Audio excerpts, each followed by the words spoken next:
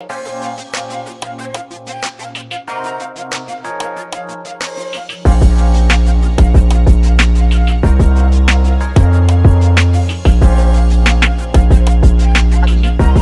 you're the best. Kendra Blackwood is. Yeah, I would agree that Kendra Blackwood is pretty awesome. This is Jay Lava, and this is the Keep It P podcast, where we take news, situations, everyday occurrences, and indeed we show how one could have and could not have been keeping it P. Not trying to tell you what to think, trying to show you how to think. That is the reason why I bust down the articles the way that I do. And this one's coming out of the root. Um, you know, expect some shenanigans here because you already know that it is coming when you're dealing with them peoples. So it says that was quick. 3 Arkansas officers suspended following a video of filing arrest of a white man. Yeah, they was socking him up. I would show y'all the video, but you already know YouTube would try to give me a little strike or something like that. So I encourage y'all to go Google that thing and check it out. But it goes on to say, sometimes I notice that when black person or suspect is resisting arrest, the officers then use excessive or fatal force based on the behavior of the individual. Then when people cry out racism and police brutality, it's always met with the same recycled response. They should have complied, but suddenly for white people, suspect in Arkansas, the tables have turned. A video went viral of 2 Crawford County sheriffs, deputies, and Mulberry police officers pinning 27-year-old Randall Worcester down to the ground, per the news station.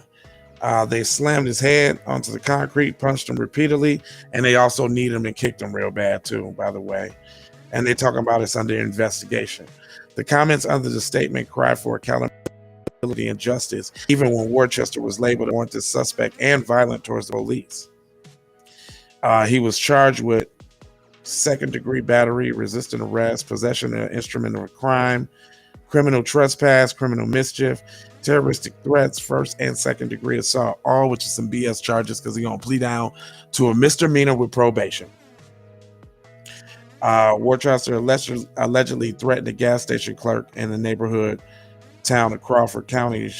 Sheriff Deputy Jimmy said that when he spotted Mulberry Worcester, he was initially cooperative, but then tried to attack the officers, leading to a confrontation scene in the video. It was unclear if Worcester suffered serious injuries. The suspect was examined at the hospital and booked into jail, while the deputies received minor injuries during the altercation. So basically, for whatever he did, they would have accidentally pulled out their gun and shot him, and he would have been dead. It said it's very, very hard to argue what you see. Sort of punches and kicking him in the back, slamming his head on the ground. And this is not acceptable. Normal standard use of police force. It really sucked. Oh man, shut up. It is when it's black people, but not for this nigga, huh? We know we've seen the videos of incidents just like this, but with a black person being beaten and pinned to the ground. First thing that comes out of the sheriff's office in the statement is justification of the officer's use of force and how the individual was behaving. Then those officers escape charges, even though they are a measly suspension. Just last year, Arkansas police officer was accused of shooting and killing a white teen, Hunter Britton, under a traffic stop. Wow, I never heard about that. Why didn't they did y'all hear that? A white boy was killed by the police? When did that happen? Wow. It says his family is still protesting for the police accountability. This year, 666 people were shot and killed by the police, according to the Washington Post. The fight for police reform can't be divided or called when it's convenient. Justice can't be won if the people outraged for Worcester were not outraged for black men placed in the same situation. Well, that was pretty light. I mean, I expected the root to do a lot more cooning, obviously because it's from Byron I'm Not Black Allen, but they were so non-biased though. They were so touchy that like they didn't want to call out the atrocity for what it was. And we all know that that's some plum slumdog bullshit. So get in the comment section. Let me know what y'all think. I mean, obviously, we already know they crying now because they're not used to getting treated like the Negroes, right?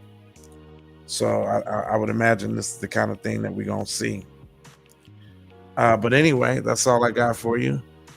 3 words that I leave you with. We got love, we got peace, we got blessings, and then we got Maloha on the B1 side of the game. Peace. We need to go out here and say exactly what we want. And we got to say it with our chest. And we kind of start pussyfooting around, and we got to stop being scared to say exactly what we want, what we need.